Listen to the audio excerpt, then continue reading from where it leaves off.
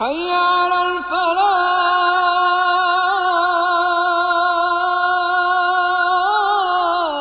آؤ نیکی کی طرف، آؤ بھلائی کی طرف. سنیے اس رمضان آر جے مہاوش اور ہمارے special guest life coach motivational speaker Aamir Khadim Hussain کو حیا علی الفلاح میں. یہ جو سب سے پہلے یہ جو زبان ہے جو ہمیں اللہ تعالیٰ نے بولنے کی صلاحیت دی ہے، مختلف زبانیں سکھائی ہیں، لینگویجز ہمارے پاس ہیں، الفاظ کا ذخیرہ ہے، تو اس کے ہوتے ہوئے ہمارے اوپر کیا ذمہ داری بنتی ہے؟ اچھا یہ بھی ایک چیز ہے نا کہ اللہ تعالیٰ نے جو ہمیں جس چیز سے ایک طرح سے امتیاز ہمیں بخشا ہے وہ بھی یہ زبان ہی ہے. جب اللہ تعالیٰ نے سورہ رحمان میں اس بات کا ذکر کیا ہے کہ ویسے تو ہماری طرح کی اور بہت ساری مخلوقات ہیں لیکن ہمیں زبان ملی ہے، ہمارے پاس یہ ایک امتیاز ہے، ہمیں ممتاز کرتی ہے زبان ہماری. تو رسپانسبلٹی بھی ڈیفینیٹلی جتنی بڑی چیز ہے، جتنا بڑا انعام ہے، تو رسپانسبلٹی بھی بڑی ہونی چاہیے اس کی. جی بالکل درست بات ہے کہ جیسی جو چیزیں اللہ تعالیٰ نے ہمیں عطا فرمائی ہیں ان سب کا ایک تو حساب ہے، اور ہم میں سے جو زبان آور ہے یعنی کہ جس کی زبان زیادہ چلتی ہے، کیونکہ دیکھیں ہر ایک شخص کی برابر نہیں چلتی، تو اس کے اوپر یہ پھر فرض بنتا ہے کہ وہ زبان کو استعمال کرے ایسے کاموں کے اندر جو اللہ کی خوشنودی کا باعث بنے اور اس سے وہ زبان کا حق ادا کر سکے. اور جیسے آپ نے سورہ رحمان کا تذکرہ کیا تو بالکل وہاں پہ اللہ تعالیٰ نے اس بات کو بہت زیادہ واضح کیا کہ یہ زبان جو ہے جو اللہ تعالیٰ نے ہمیں قوت گویائی دی ہے، بولنے کی طاقت دی ہے، اس کا سب سے اچھا مصرف کیا ہو سکتا ہے کہ اللہ تعالیٰ فرماتے ہیں الرحمن، کہ وہ رحمان جو بہت رحم کرنے والا ہے، بہت رحم کرنے والا ہے. علم القرآن، اس نے اس کے رحم کی جو ایک ایکسٹریم ہے، اس کے رحم کی جو ایک انتہا ہے وہ کیا ہے، وہ کہ اس نے ہمیں قرآن ہمارے اوپر نازل کیا، ہمیں قرآن کا علم سکھایا. خلق الانسان، اس کو بھی انسان اشرف المخلوقات ہے. اشرف المخلوقات یعنی کہ اللہ تعالیٰ کی جو کریشنز ہیں ان کے اندر سب سے اونچی اللہ تعالیٰ نے جو مخلوق بنائی وہ انسان کو بنایا.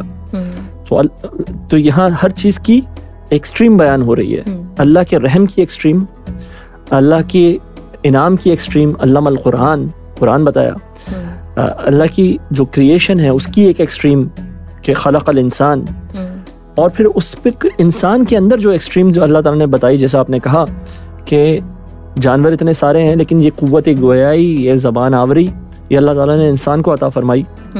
تو علمہ البیان، اس کو بیان کرنا سکھایا. انسان کا جو دماغ ہے اس کے اندر بھی جو اس کی ڈفرینٹ فیکلٹیز ہیں، اس میں سب سے بڑا جو اس کا ہے حصہ وہ اسپیچ سینٹر کہلاتا ہے، بات کرنے کی طاقت کے لیے جو استعمال ہوتا ہے.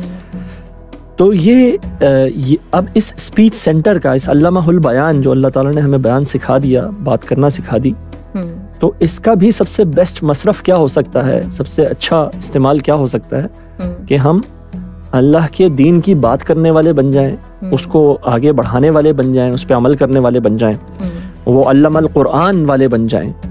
تو اسی کو اللہ تعالیٰ کے رسول صلی اللہ علیہ وسلم نے فرمایا خیرکم من تعلم القرآن وعلمہ، کہ تم میں سے بہترین وہ ہے جو قرآن کو پڑھتا ہے اور پڑھاتا ہے. تو ہم اس میں سے بن جائیں. لیکن ہمارے ہاں بہرحال زبان کا جو استعمال ہے وہ کیا ہے، جس کو ہم کہتے ہیں چرب زبانی، جی دوسروں کو بے وقوف بنانے میں، اپنا الو سیدھا کرنے میں، اپنے کام نکالنے میں.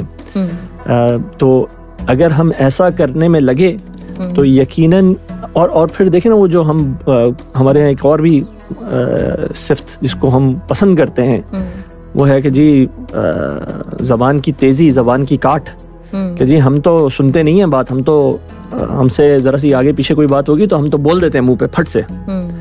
تو یہ سب باتیں جو ہیں یہ پھر اللہ کے دیے ہوئے اس تحفے کی ناقدری ہے، اس کو اللہ کے دیے ہوئے تحفے کا غلط استعمال ہے. اور یقیناً اس کے اوپر اللہ تعالیٰ ہم سے سوال کریں گے. اللہ تعالیٰ ہمیں ہمارے لیے آسان حساب لے، کیونکہ بہرحال ہم اپنی زندگی میں ہر نعمت کا کچھ نہ کچھ غلط استعمال کر ہی ڈالتے ہیں.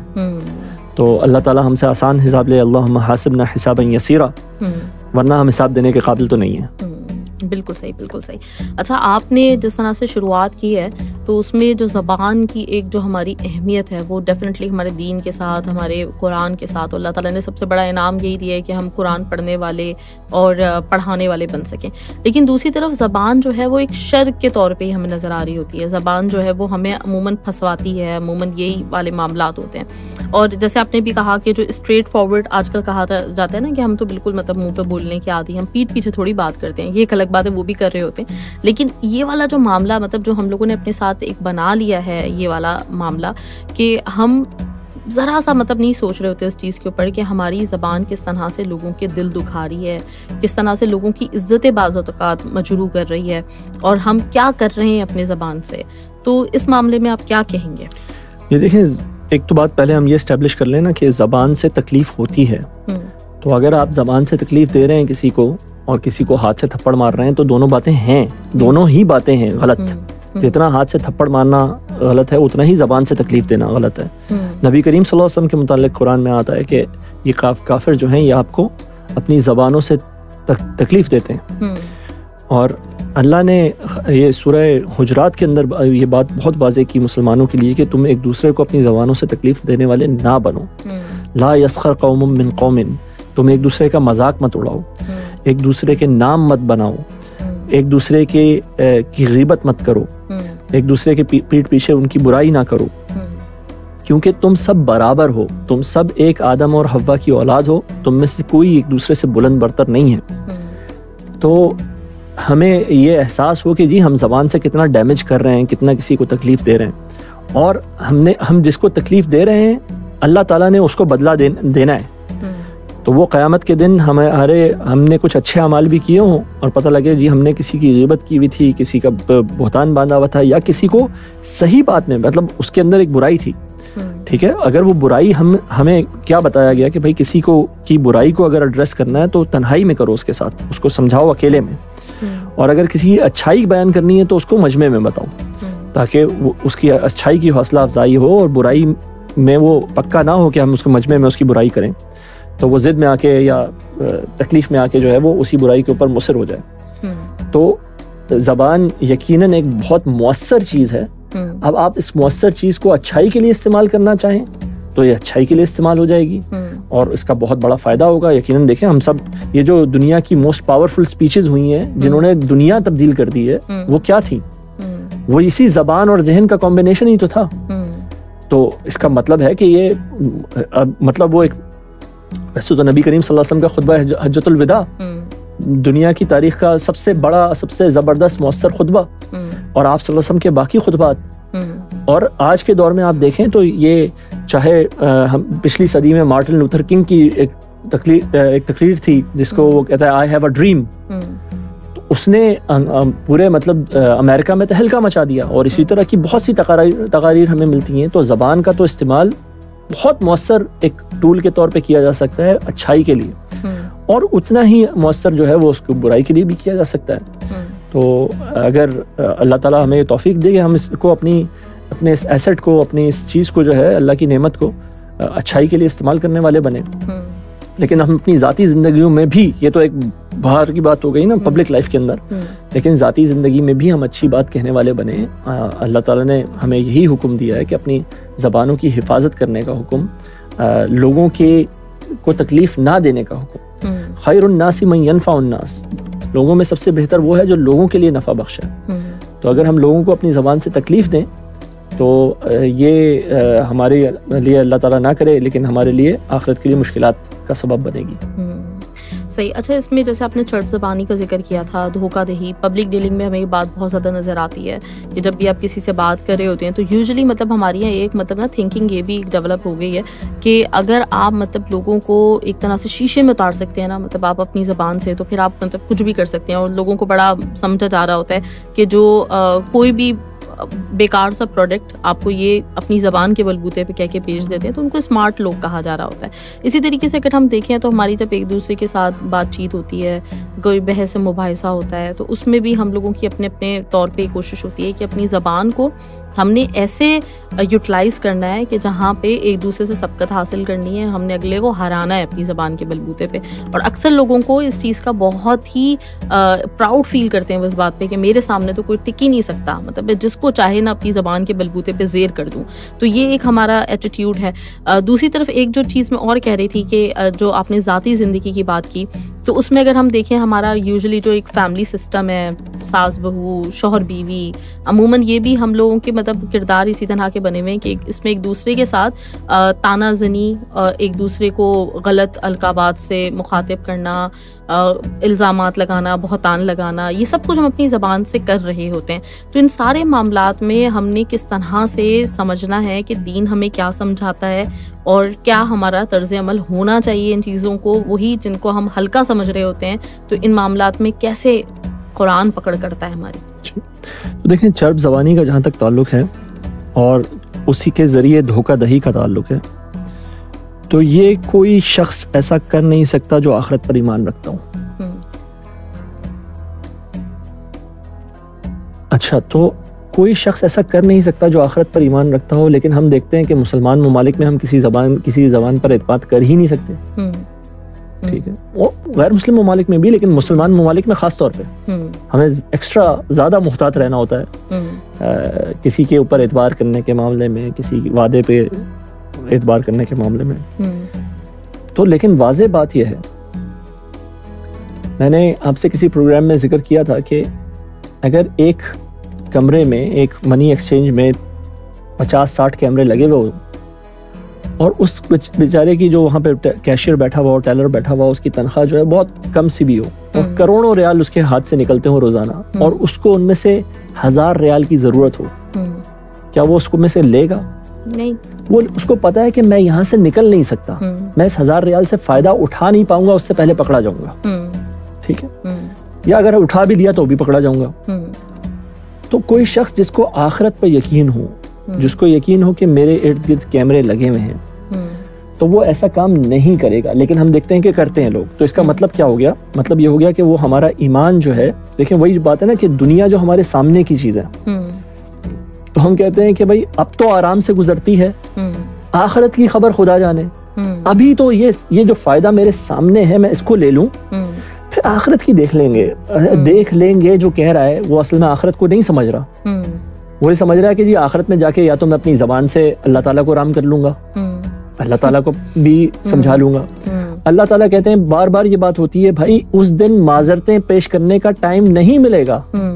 قرآن بار بار یہ کہتا ہے کہ آج کے دن تم معذرتیں پیش نہیں, تو وہ کہتا نہیں میں تو وہاں پہ نا ایکسکیوز بنا لوں گا, اللہ تعالیٰ تجھے تو پتا تھا نا میرے ساتھ تو یہ مسئلہ تھا, میرے ساتھ تو وہ مسئلہ تھا.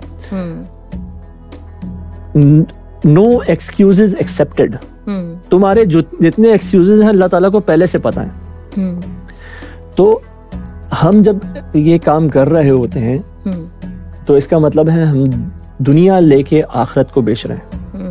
ٹھیک ہے, اللہ تعالیٰ کہتے ہیں اس کو سمنن قلیلا, تم بہت ہی تھوڑے مول کے تحت, مول کے لیے جو ہے وہ ایک بڑی چیز کو, اللہ کی آیات کو, اللہ کی نشانیوں کو بیچ رہے ہو. دیکھیں بہت ساری چیزیں تو ایسی ہیں جن کی معاملے کی جو سنجیدگی ہے وہ ہمیں پتہ نہیں ہے, جو گریوٹی آف دا سچویشن جسے کہتے ہیں, ہم نہیں سمجھ پاتے اس کو. تو ہم کہتے ہیں جی یہ تو روا روی میں بات ہو رہی ہے, یہ تو مذاق میں بات ہو رہی ہے. جب گالم گلوچ ہو رہی ہوتی ہے تو 90% گالم گلوچ تو مذاق میں کی جاتی ہے. کسی زمانے میں ویسے اس کے اوپر حدود لگ جاتی تھی, یعنی کہ گالی دینا اصل میں تہمت باندھنا ہے, گالی میں کوئی تہمت باندھی جاتی ہے. تو جبکہ خاص طور پہ کچھ جرائم ایسے ہیں یا جیسے زنا کا معاملہ ہے اور گالم گلوچ زیادہ تر انہی چیزوں کے اراؤنڈ میں ہوتی ہے, تو ان کے اوپر اگر کسی کے اوپر کسی نے الزام لگایا تو ادھر تو حکم یہ ہے کہ پھر 4 گواہ لے کر آ جاؤ. اگر تم نے کسی پہ الزام لگایا 4 گواہ لاؤ, اور 4 گواہ نہیں لاؤ گے تو کیا ہوگا؟ آپ کو پتا ہے کیا ہوگا پھر اگر 4 گواہ کوئی نہیں لا سکتا؟ نہیں. تو پھر اس کے اوپر حد جاری ہوگی جس نے الزام لگایا تھا.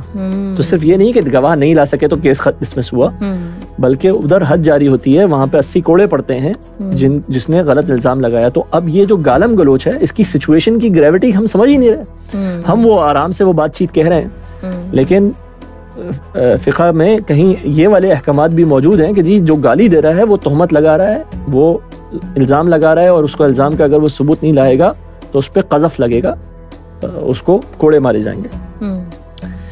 اچھا, تو یہاں نہیں بھی پڑے تو ہم نے ابھی بات کی تھی ایک پروگرام میں کہ جی ایک جرم ہوتا ہے اور ایک گناہ ہوتا ہے. تو جرم یہاں پہ نہیں پکڑا جا رہا, اس کی سزا نہیں مل رہی, لیکن گناہ تو ہو رہا ہے. تو اللہ تعالیٰ تو یہ سارے معاملات وہاں تو ضابطۂ تحریر میں لائے جا رہے ہیں, ریکارڈ ہو رہے ہیں, اور ریکارڈ ہو رہے ہیں تو ان کی جواب دہی کرنی پڑے گی. بھائی تم نے ان جگہوں پہ اتنے وقت میں ان لوگوں پہ الزام لگایا تھا, ثابت کرو. اور جب نہیں کر سکیں گے تو اس کا بدلہ یا تو اپنی نیکیوں سے دینا پڑے گا یا ان کے گناہوں کو لے کے کرنا پڑے گا. تو یہ ایک بہت ہی مطلب ایک حسرت ناک قسم کا انجام ہوگا کہ انسان کے پاس عمل بھی ہوں اور وہ ان کو ضائع کر چکا ہو صرف اپنی زبان کی وجہ سے. اسی طرح یہ طعن و تشنیع کرنا, ٹھیک ہے, یہ سب کیا ہے, یہ انسان اپنے اندر کی کمزوری کو باہر نکال رہا ہوتا ہے. یہ گالم گلوچ سے بھی اور طعن و تشنیع سے بھی. اللہ تعالیٰ نے ہمیں کہا کہ اپنی زبانوں کی حفاظت کرو, اپنی زبانوں سے لوگوں کو تکلیف نہ دو, غیبت نہ کرو, ایک دوسرے کے نام نہ رکھو. یہ گالی ایک طرح سے نام بھی رکھنا ہے, ٹھیک ہے, اور ایک دوسرے کا مذاق مت اڑاؤ. تو وہ طعن و تشنیع کے اندر وہ مذاق والا ایلیمنٹ بھی آ گیا. اچھا, لیکن بہرحال اچھا, اور بہت دفعہ پتہ ہے کیا ہوتا ہے کہ ہم سمجھ رہے ہوتے ہیں کہ ہم تو مذاق ہی کر رہے ہیں اور اگلا بھی مذاق ہی سمجھ رہا ہے اس کو, لیکن ایسا ہوتا نہیں ہے. آپ دیکھیں کہ عموماً ایک گروپ کے اندر 5-6 لوگ اگر ہوتے ہیں تو زیادہ مذاق ایک ہی بندے کا بن رہا ہوتا ہے ان میں سے. وہ سارے مل کے اس ایک بندے کا مذاق بناتے ہیں اور وہ کہتے ہیں جی تو ہمارا دوست بھی ہے اور یہ تو یہ بھی ہے اور یہ تو وہ بھی ہے. لیکن شیطان اندر سے اس کے دل میں کتنی نفرت بھر رہا ہوگا آپ کے لیے وہ ہمیں پتہ ہی نہیں ہوتا. اور پھر یہ نفرت کہاں پھٹے گی, اس کا امپیکٹ کہاں آئے گا, وہ اس پوری سوسائٹی میں آتا ہے اس کا امپیکٹ. یہ نفرت کہیں وہ اپنے گھر والوں پہ جا کے نکالے, اپنی بیوی کے اوپر جس کی اس کی چلتی ہے, کیونکہ دوستوں کے سامنے اس کی نہیں چلتی. تو ہم نے دوستوں میں تو اس کو مذاق بنا کے رکھ دیا, لیکن وہ گھر جا کے اسی غصے کو اپنی بیوی کے اوپر نکالتا ہے. تو یہ جس طرح صدقہ جاریہ ہوتا ہے اس طرح گناہ جاریہ بھی ہے. آپ کے کچھ عملوں کی وجہ سے لوگ آگے گناہوں میں مبتلا ہوئے تو اس کا بھی ہمیں حساب دینا پڑے گا. تو یہ زبان کے جتنے بھی گناہ ہیں ہمیں ان سے اجتناب کرنا بہت ضروری ہے. ہم اپنی زبان کی حفاظت کریں. ایک چپ 100 سکھ. تو جہاں اچھی بات نہیں کہہ سکتے وہاں چپ ہو جائیے.